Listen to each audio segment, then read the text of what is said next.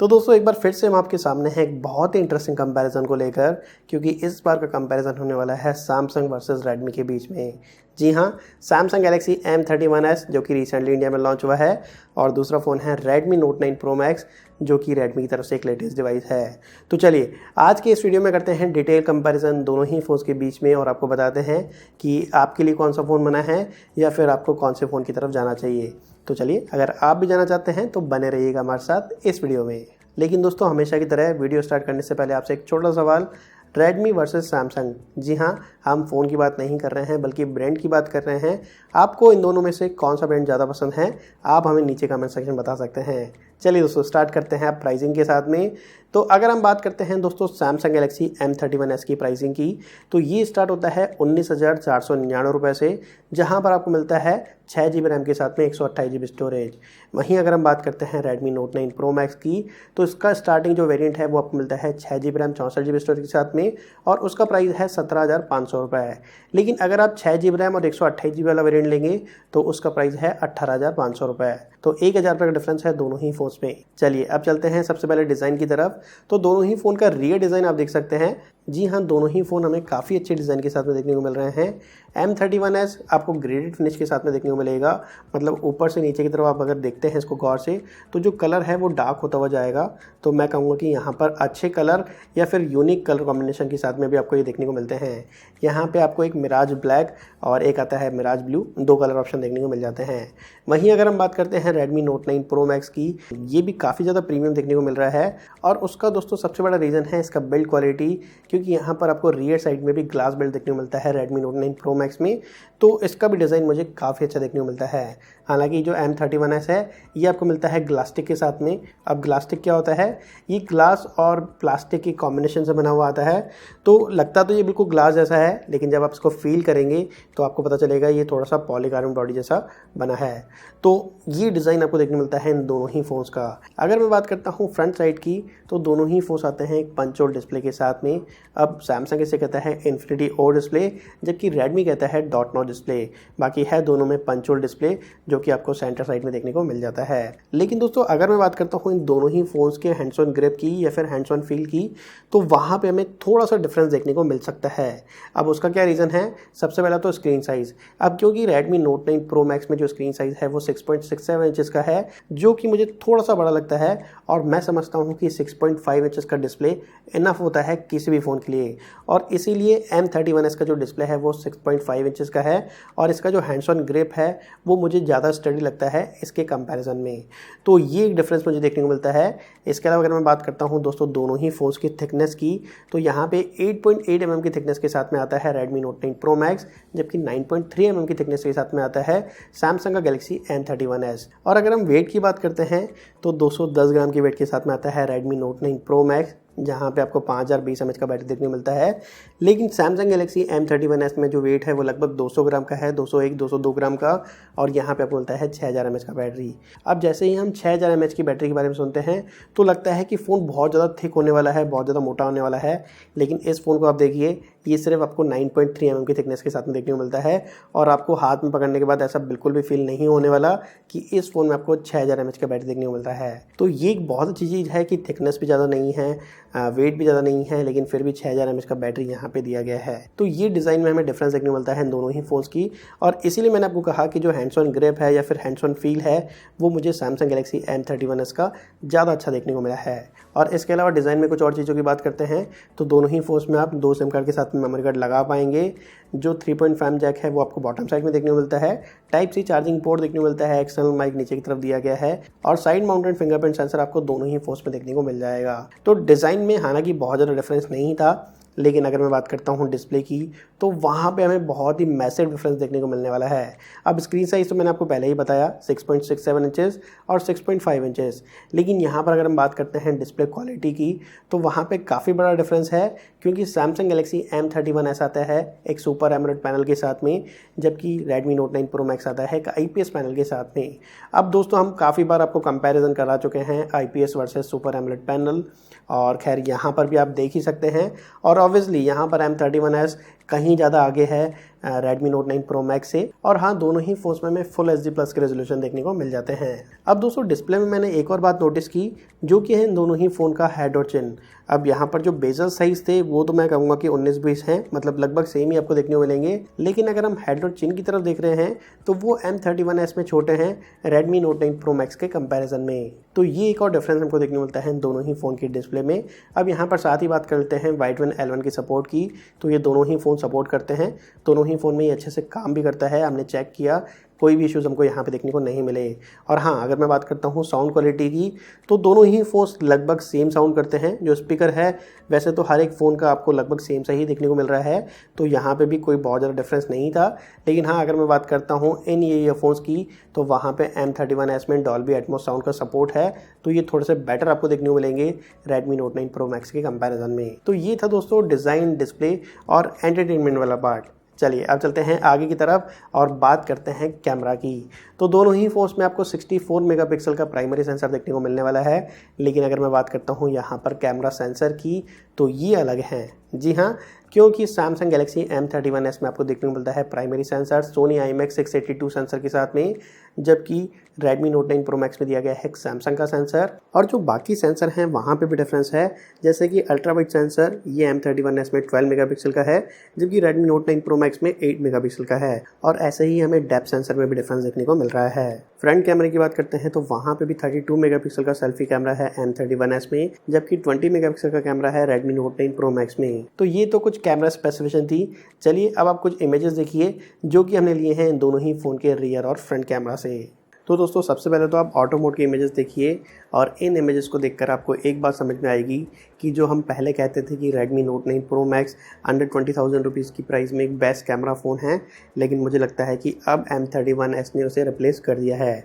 जी हाँ, आप पिक्चर्स देख सकते हैं कितने ब्राइट कलर्स के साथ में आपको पिक्चर देखने को मिल रही हैं M31s में। आप यहाँ पर ग्रीनरी देखिए M31s की पिक्चर में। जी हाँ, काफ़ी ज़्यादा शार्प पिक्चर्स हमको देखने को मिल रही हैं। हालाँकि यहाँ पर मेरे कहने का मतलब ये नहीं है कि Note 9 Pro Max की पिक्चर अच्छी नहीं है, वहाँ पे भी काफ़ी अच्छी पिक्चर्स हैं, लेकिन M31s कलर रिप्रोडक्शन में काफ़ी ज़्यादा आगे है Redmi Note 9 Pro Max के कंपैरिजन में। और हाँ दोस्तों, यहाँ पर आप पोर्ट्रेट पिक्चर्स देखिए तो वहाँ पे भी हमें कुछ ऐसा ही डिफरेंस देखने को मिलेगा। वहाँ पे भी जो कलर हैं वो ज़्यादा अच्छे हमको देखने को मिल रहे हैं M31s की पिक्चर में। हालांकि अगर हम बात करते हैं बैकग्राउंड ब्लर की या फिर एज रिडक्शन की, तो वो हमें लगभग सेम सा ही देखने को मिल रहा है। दोनों फ़ोन्स की इमेजेस काफ़ी अच्छा काम कर रही हैं। और हाँ दोस्तों, ये जो पिक्चर है ये ली गई है मैक्रो सेंसर से, और आप नीचे कमेंट सेक्शन में ज़रूर बताइएगा कि आपको कौन से फ़ोन की पिक्चर ज़्यादा अच्छी लग रही है। और हाँ, ये जो इमेजेस हैं ये ली गई हैं अल्ट्रा वाइड सेंसर से। फ्रंट कैमरे की इमेजेस भी आप देख सकते हैं। हालांकि यहाँ पर मुझे बहुत ज़्यादा अलग देखने को नहीं मिली है M31s की पिक्चर, क्योंकि Redmi Note 9 Pro Max की जो पिक्चर है ये भी काफ़ी अच्छा काम कर रही हैं। और यहाँ पर आप बैकग्राउंड ब्लर भी देख सकते हैं सेल्फी कैमरा में। तो फ्रंट कैमरे की इमेजेस दोनों ही फ़ोन्स की लगभग सेम हमको देखने को मिली हैं। तो दोस्तों कुछ ऐसा डिफरेंस हमको देखने को मिलता है इन दोनों ही फ़ोन के कैमरा इमेजेस का। वीडियो की बात करते हैं तो दोनों ही फ़ोन 4K रिकॉर्डिंग कर सकते हैं 30 FPS पे। हालांकि ये जो वीडियो आप देख रहे हैं ये 1080 पिक्सल्स पे शूट हो रहा है 30 FPS के साथ में। और यहाँ पर मैं कहूँगा कि दोनों ही फ़ोन का जो वीडियो क्वालिटी है वो लगभग सेम सा हमको देखने मिलता है। लेकिन अब अगर मैं बात करता हूँ दोस्तों M31s की, तो यहाँ पर आपको कुछ ऐसे फीचर्स देखने मिलते हैं जो कि Redmi Note 9 Pro Max में नहीं है, जैसे कि सिंगल टेक। अब जो सिंगल टेक फीचर है ये सैमसंग के फ्लैगशिप फ़ोन में आपको पहले देखने को मिलता था, लेकिन अब ये हमें सैमसंग के M सीरीज़ में भी देखने को मिलता है। और दोस्तों इस फीचर के थ्रू आप सिंगल टेक में काफ़ी अलग अलग मोड में फ़ोटोज़ और वीडियोज़ को कैप्चर कर सकते हैं, कुछ इस तरीके से जहाँ पे आपको कुछ इमेजेस देखने को मिलेंगी, उनमें से कुछ इमेजेस ऑटो एडिट भी होंगी, वीडियोस भी आपको देखने को मिलेंगे, और एक दो हाइपर लैप्स भी हमको यहाँ पे देखने को मिल रहे हैं। तो एक बार कैप्चर करने से आप अलग अलग मोड्स में इमेजेस और वीडियोस को कैप्चर कर सकते हैं। तो ये बहुत ही इंटरेस्टिंग फीचर हमें सैमसंग के गैलेक्सी M31s में देखने को मिल जाता है। और दोस्तों एक इंटरेस्टिंग फीचर हमें वीडियो रिकॉर्डिंग में भी देखने को मिल जाता है। जब आप वीडियो रिकॉर्डिंग कर रहे होते हैं तो आप कैमरा लेंस को चेंज कर सकते हैं। जी हाँ, रियर कैमरा या फिर फ्रंट कैमरा, इसे आप चेंज कर सकते हैं वाइल रिकॉर्डिंग।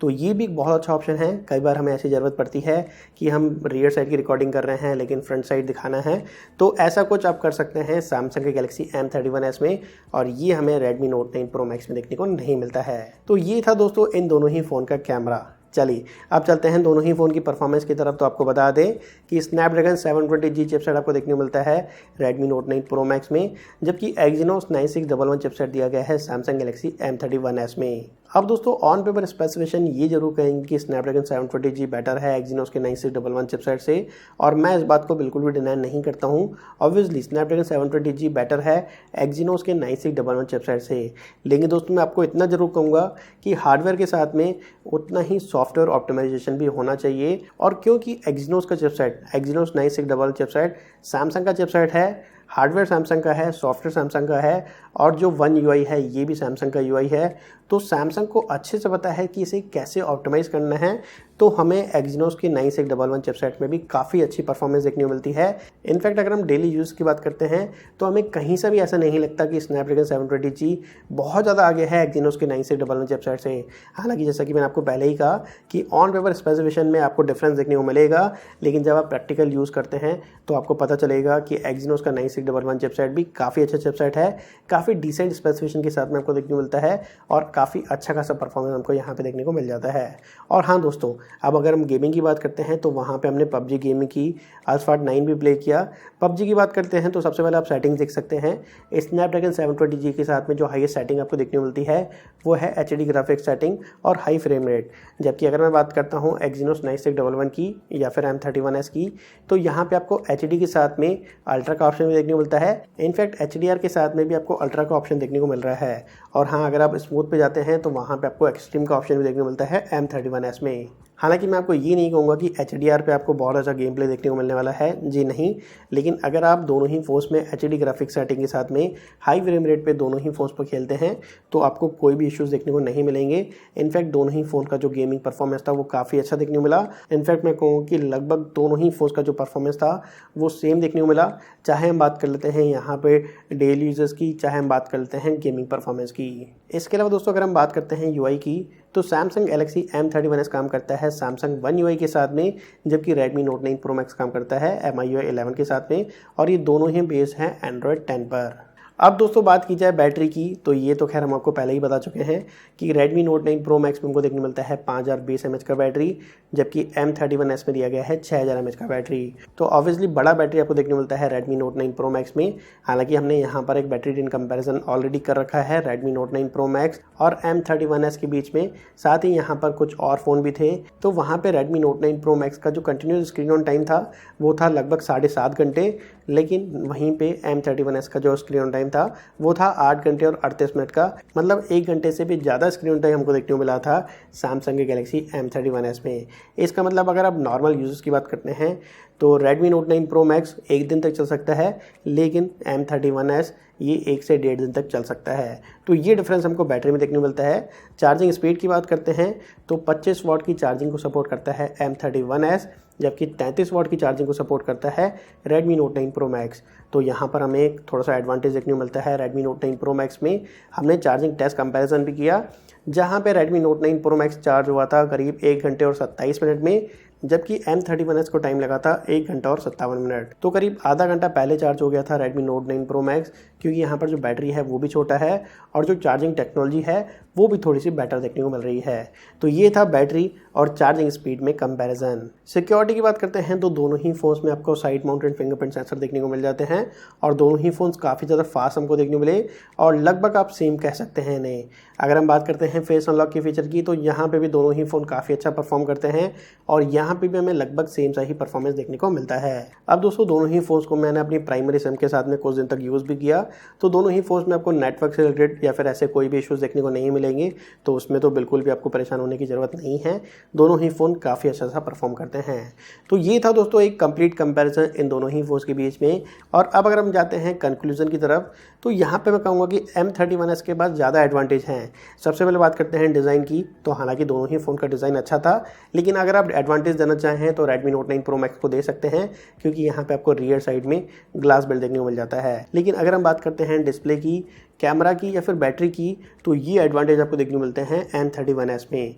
तो यहाँ पर थोड़ा सा ज़्यादा पलड़ा भारी है M31s का, और जो प्राइस डिफरेंस है वो बहुत ज़्यादा नहीं है। इनफैक्ट अगर आप मीडिया ज़्यादा कंज्यूम करते हैं या फिर अगर आप कंटेंट ज़्यादा देखते हैं, तो भी मेरा रिकमेंडेशन आपको यही रहेगा कि M31s थोड़ा सा ज़्यादा बेटर है Redmi Note 9 Pro Max के कंपैरिजन में, और प्राइस डिफरेंस बहुत ज़्यादा नहीं है। तो no doubt Redmi Note 9 Pro Max के बदले में M31s को रिप्लेस किया जा सकता है। ये सैमसंग की तरफ से हमें बहुत ही अच्छा ऑप्शन देखने को मिल रहा है।